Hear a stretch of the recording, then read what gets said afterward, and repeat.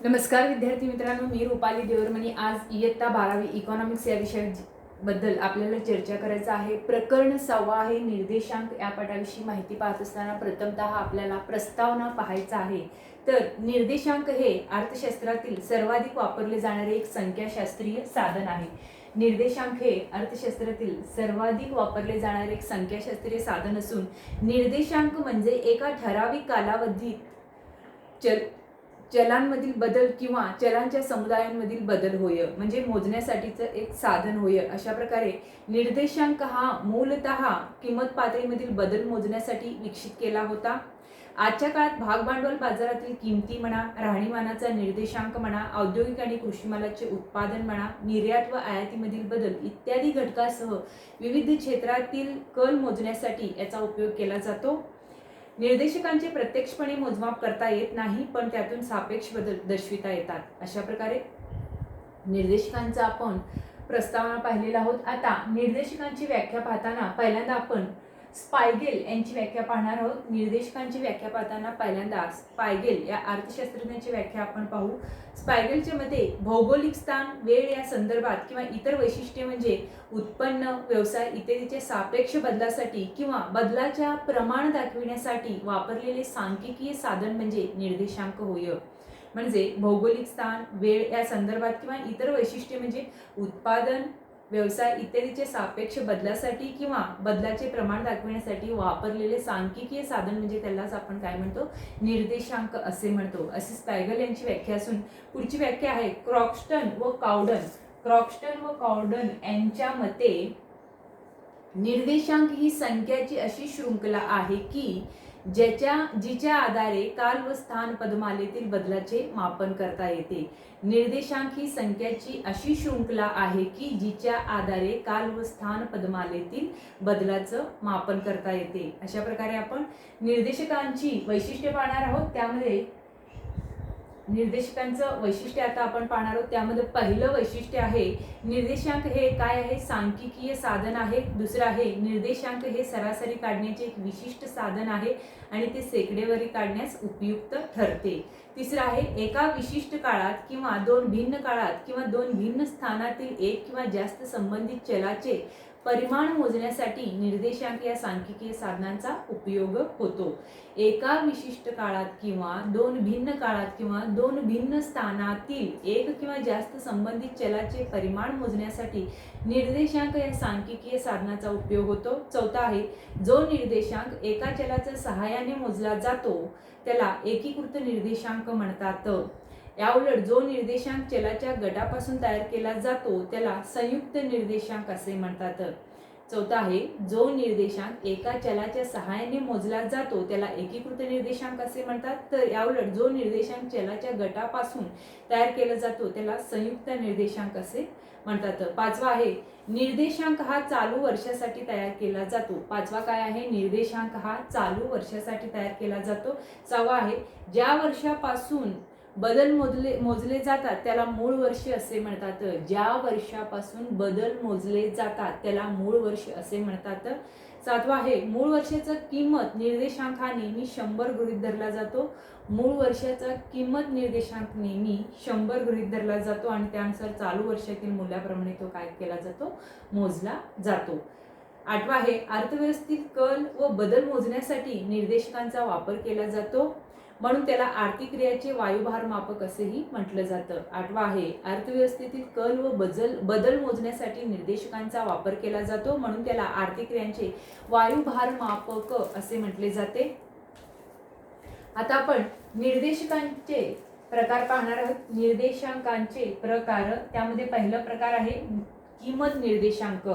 बघा निर्देशकांचे प्रकारामध्ये किंमत निर्देशांक, संख्यात्मक निर्देशांक, मूल्य निर्देशांक आणि विशिष्ट हेतू निर्देशांक असे 4 प्रकार असून पहिला प्रकार आहे किंमत निर्देशांक। बघा हे वस्तूच्या किमतीतील सामान्य बदलाचे मापन करते। किंमत निर्देशांक हे वस्तूच्या किमतीतील सामान्य बदलाचे मापन करते। ते दोन भिन्न कालावधी दरम्यान किमतीच्या पातळीची तुलना करते आणि ते दोन भिन्न कालावधी दरम्यान किमतीच्या पातळीची तुलना करते। दुसरा आहे संख्यात्मक निर्देशांक। दुसरा आहे संख्यात्मक निर्देशांक, याला प्रमाणबद्ध निर्देशांक असेही म्हणतात. अर्थव्यवस्थेच्या उत्पन्नातील किंवा उत्पन्नाच्या भौतिक प्रमाणातील बदल मोजते. अर्थव्यवस्थेच्या उत्पन्नातील किंवा उत्पादनाच्या भौतिक प्रमाणातील बदल मोजते. उदाहरणार्थ कृषी उत्पादन आणि औद्योगिक उत्पादनाच्या परिमाणात काही कालावधीत झालेला बदल. उदाहरण म्हणजे कृषी उत्पादन आणि औद्योगिक उत्पादनाच्या परिमाणात काही कालावधीत झालेला बदल. तिसरा आहे मूल्य निर्देशांक. तिसरा आहे मूल्य निर्देशांक.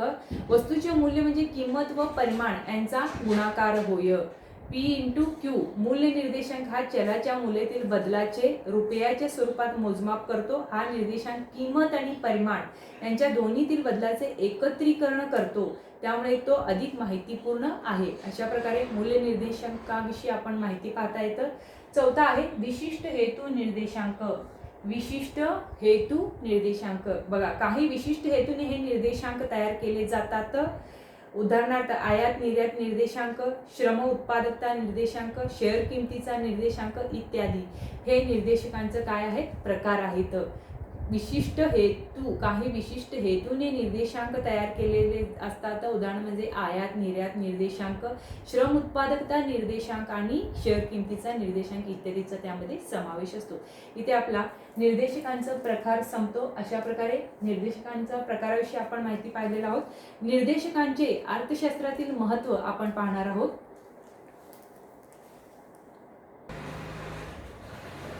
तर आता आपण निर्देशांकाचे अर्थशास्त्रातील महत्त्व यामध्ये विषयी चर्चा करणार आहोत. निर्देशकांचे अर्थशास्त्रातील महत्त्वामध्ये पहिला आहे निर्देशांक ही आर्थिक विश्लेषणाची अनिवार्य साधने आहेत. निर्देशांक हे आर्थिक विश्लेषणाचे अनिवार्य साधने असून पुढील मुद्दे निर्देशकांचे महत्त्व स्पष्ट करतात. पहिला मुद्दा आहे योग्य धोरण ठरवणे. पहिला मुद्दा आहे योग्य धोरण ठरवणे. बघा, निर्देशांक हे धोरण निर्मात्यांना योग्य आर्थिक धोरण तयार करण्यासाठी मार्गदर्शक तत्वे प्रदान करतात. जसे की कृषी धोरण म्हणा, औद्योगिक धोरण म्हणा, मजुरीचे निर्धारण व महागाई भत्ता इत्यादी. हे काय आहे, योग्य धोरण ठरवणं हे पहिलं महत्त्वपूर्ण टप्पा आहे. दुसरा आहे कल व प्रवृत्तीचा अभ्यास. कल व प्रवृत्तीचा अभ्यास. उत्पादन किमती, निर्यात आयात इत्यादी आर्थिक चलातील बदल मोजण्यासाठी निर्देशांक व्यापकपणे वापरले जातात. उदाहरणार्थ गेल्या 5 वर्षापासून औद्योगिक उत्पादनाचा निर्देशांक तपासून आपण महत्त्वपूर्ण निष्कर्ष काढू शकतो. औद्योगिक उत्पादनात वाढ झाली की घट झाली ते दर्शवितो. कल व प्रवृत्तीच्या अभ्यासामध्ये काय केलं जातं तर उत्पादन किंमती, निर्यात आयात इत्यादी चलातील बदल मोजण्यासाठी निर्देशांक व्यापकपणे वापरले जातात. उदाहरण म्हणजे गेल्या 5 वर्षापासून औद्योगिक उत्पादनाचा निर्देशांक तपासून आपण महत्त्वपूर्ण निष्कर्ष काढू शकतो. औद्योगिक उत्पादनात वाढ झाली की घट झाली हे ते दर्शवितो. तिसरा आहे भविष्यातील आर्थिक घडामोडीचा अंदाज. तिसरं काय आहे, भविष्यातील आर्थिक घडामोडीचा अंदाज. भूतकाळ आणि वर्तमान काळातील विश्लेषणाच्या आधारे आर्थिक घडामोडीतील अंदाज व्यक्त करण्यासाठी निर्देशांक उपयोगी ठरतो. भूतकाळ आणि वर्तमान काळातील आर्थिक घडामोडीच्या किंवा विश्लेषणाच्या आधारे आर्थिक घडामोडीतील अंदाज व्यक्त करण्यासाठी निर्देशांक उपयोगी ठरत असून उदाहरण म्हणजे उपलब्ध माहितीच्या आधारे आयात आणि निर्यातीशी संबंधित भविष्यातील अंदाज करता येतो.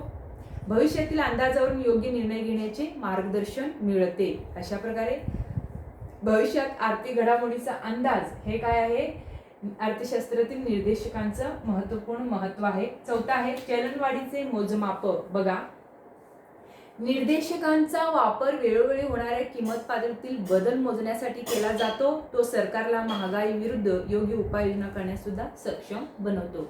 अशा प्रकारे निर्देशकांचा वापर वेळोवेळी होणाऱ्या किंमत पातळीतील बदल मोजण्यासाठी सुद्धा केला जातो. तसेच तो सरकारला महागाई विरुद्ध योग्य उपाययोजना करण्यासाठी सक्षम सुद्धा बनवित असतो. अशा प्रकारे चलनवाढीचे मोजमाप हे सुद्धा काय आहे, निर्देशकांचे अर्थशास्त्रातील महत्त्व आहे. पाचवा आहे आर्थिक माहिती वास्तव स्वरूपात सादर करण्यास मदत होते. आर्थिक माहिती वास्तव स्वरूपात सादर करण्यास मदत होते. बघा, चलन फुगवटा कमी करणे म्हणजे मूळ माहितीची तडजोड करणे होय. उदाहरण म्हणजे निर्देशकांच्या सहाय्याने किंमत बदल म्हणा, वेतन बदल म्हणा यांच्याशी तडजोड केली जाते. यामुळे आर्थिक माहिती वास्तव स्वरूपात स्थिर किमतीला सादर करण्यास काय होते, मदत होते. अशा प्रकारे आर्थिक माहिती वास्तव स्वरूपात सादर करण्यासाठी मदत होते, म्हणून हे सुद्धा निर्देशकाचं अर्थशास्त्रातील 5वं आणि महत्त्वपूर्ण महत्त्व आहे. पुढच्या तासाला आपण निर्देशकांची रचना या मुद्द्याविषयी चर्चा करणार आहोत. नमस्कार.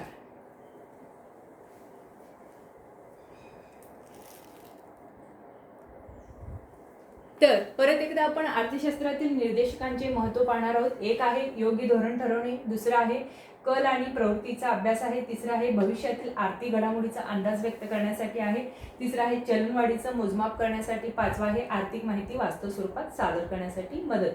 अशा प्रकारे इथं निर्देशकांचे अर्थशास्त्रातील महत्त्व स्पष्ट करता येते. नमस्कार.